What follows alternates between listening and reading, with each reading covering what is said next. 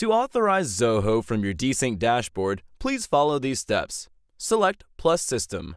Click on Select from System Templates. From the drop-down list, select Zoho. Select Add this system. You will then need to go into your Zoho account and visit your Active Auth Tokens section. Copy and paste the Desync Auth token from Zoho into the Desync Authorization section.